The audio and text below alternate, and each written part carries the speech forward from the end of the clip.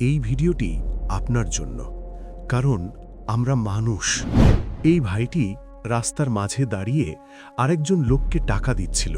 হাতে ছিল তার মানিব্যাগ।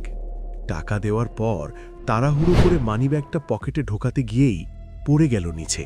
সে খেয়ালই করল না, কারণ তখন তার মাথার ভেতরে শুধু একটাই চিন্তা, আজ যদি ওষুধটা না নিতে পারি বাবার কি হবে। লোকটা দ্রুত হেঁটে চলে গেল, কিন্তু সবাই তো অন্ধ না। পেছন থেকে আরেকজন লোক এই দৃশ্যটা দেখে ফেলেছিল। সে মানিব্যাগটা উঠিয়ে নিল, চারপাশে তাকালো, কিন্তু ততক্ষণে লোকটা গাড়িতে উঠে চলে গেছে। এদিকে ওষুধের দোকানের সামনে দাঁড়িয়ে যখন শফিক মিয়া পকেটে হাত দিলেন, তখন যেন তার পায়ের নিচের মাটি সরে গেল। পকেটটা শূন্য। ডানে বামে সামনে পেছনে পাগলের মতো খুঁজলেন তিনি। যে রাস্তা দিয়ে এসেছেন সেই ধুলোমাখা রাস্তায় পাগলের মতো দৌড়ে গেলেন, কিন্তু কোথাও নেই। সেই ব্যাগটা কোথাও নেই। শফিকের দুনিয়াটা অন্ধকার হয়ে এলো। রাস্তায় বসে পড়ে দুহাতে মুখ ঢেকে ফুঁপিয়ে কেঁদে উঠলেন তিনি। কেউ তাকে সাহায্য করতে এলো না। সবাই পাশ কাটিয়ে চলে যাচ্ছে, কারণ এই শহরে চোখের পানির দাম খুব কম। আমি এখন কি নিয়ে বাড়ি ফিরব? বাবাকে কি জবাব দেব? বাবা কি আজ সারা রাত ব্যথায় ছটফট করবেন? হে খোদা, ওটা তো শুধু টাকা ছিল না, ওটা ছিল আমার বাবার নিঃশ্বাস। ব্রিজের ওপর সেই বিষণ্ণ দুপুর। দিন গড়িয়ে বিকেল হল। শফিক মিয়া বাড়ি যাওয়ার সাহস পাচ্ছেন না। গ্রামের এক নির্জন ব্রিজের ওপরে বসেছিল।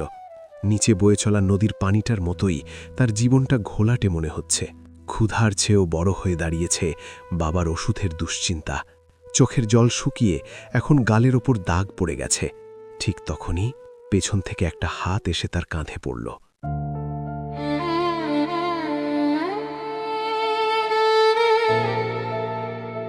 এক যুবক ছেলে, সাধারণ পোশাক, চোখে মুখে শান্ত এক আভা। ছেলেটি পকেট থেকে একটা মানিব্যাগ বের করে ধরল। ভাই, এই ব্যাগটা কি আপনার? আমি দেখছিলাম আপনি তাড়াহুড়ো করে যাওয়ার সময় এটা পড়ে গিয়েছিল। অনেক খুঁজেছি আপনাকে। মানিব্যাগটা দেখা মাত্রই শফিকের মনে হলো তিনি হারানো জীবন ফিরে পেয়েছেন। তিনি ব্যাগটা হাতে নিয়ে দেখলেন তার বাবার ওসব কেনার টাকা যেমন ছিল তেমনই আছে। যুবকটিকে জড়িয়ে ধরলেন। তার বুকের সবটুকু কান্না আজ যেন সেই অচেনা মানুষটার কাঁধেই ঝরতে লাগল। আবেগে দিশেহারা হয়ে তিনি ব্যাগটা নিজের কলিজার কাছে চেপে ধরলেন।